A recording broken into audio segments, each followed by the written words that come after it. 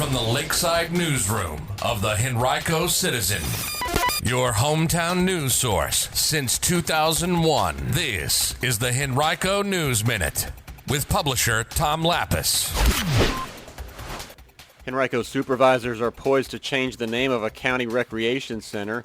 A 7th grader from Henrico sells T-shirts to benefit Black Lives Matter, and a second Henrico rally is planned on Sunday. We'll have details about those stories and more in today's Henrico News Minute for Friday, June 5th, 2020.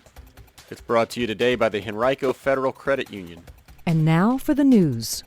Henrico's 5-member Board of Supervisors appears receptive to changing the name of the Confederate Hills Recreation Center in Highland Springs and to considering the establishment of a citizen review board for public safety agencies. We reported Wednesday night that Varina District Supervisor Tyrone Nelson had requested both actions as well as 2 others in a Tuesday email to the board's 4 other members. Yesterday, the citizen spoke with those members. The board's 3 Republican members, Chairman Tommy Brannon of Three Chopped, Dan Schmidt of Brooklyn, and Pat O'Bannon of Tuckahoe, told the citizen Thursday that they would defer to Nelson's wishes about the center since it is in his district, and each also agreed that it would be appropriate to consider a review board. The other Democrat on the board, Frank Thornton of Fairfield, also seemed to support both actions during an interview. The board could discuss both items as well as 2 other requests that Nelson made in a Tuesday email as early as this coming Tuesday when the board next meets. You can read my full article about these topics right now on henricocitizen.com. With large groups of people gathering in the Richmond region during the past week to protest the death of George Floyd in Minnesota and police treatment of blacks in a broader sense, public health officials in the region are urging protesters to use caution.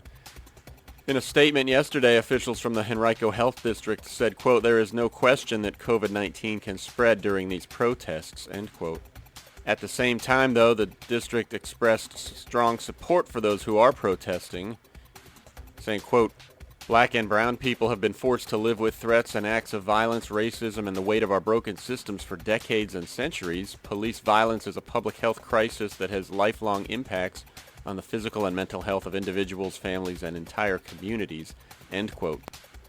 Officials urge those who do go to protests or rallies to wear masks that cover their nose and mouth and to try to stay close to people they know while marching, which would help with contact tracing efforts if one member of the group becomes sick.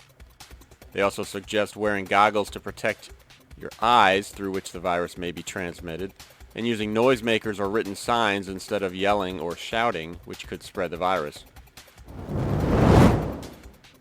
One Moody Middle School 7th grader was so moved by protests in the aftermath of the death of George Floyd that she decided to find her own way to help.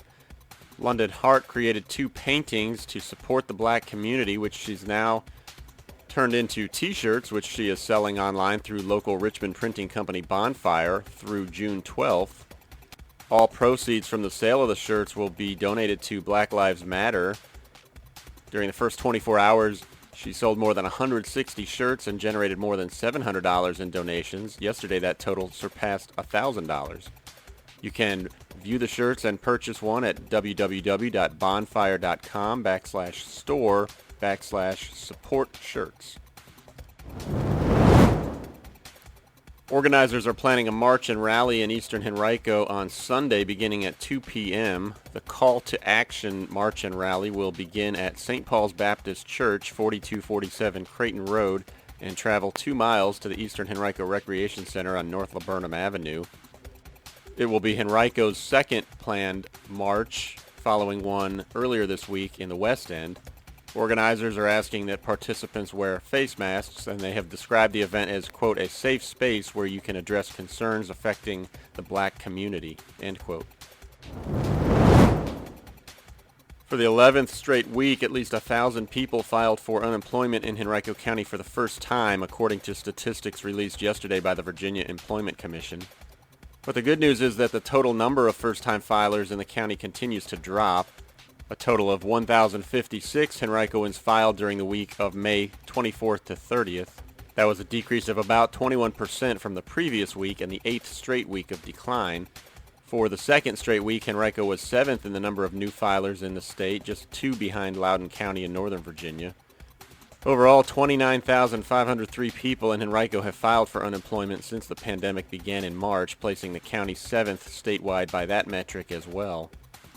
But some potential good news: only about 55% of those who filed initial claims during the first 10 weeks of the pandemic have filed continuing claims during the most recent reporting week. And the number who did file continuing claims actually dropped from the previous week for the first time during the pandemic. Statewide, just more than 31,300 people filed initial claims during the most recent week. That was a decrease of about 20% from the prior week. In total, more than 724,000 Virginians have filed initial claims since the beginning of the pandemic. Barnes & Noble today announced that it has reopened all of its Virginia stores, including 3 in Henrico at Libby Place, the Creeks at Virginia Center, and in Short Pump.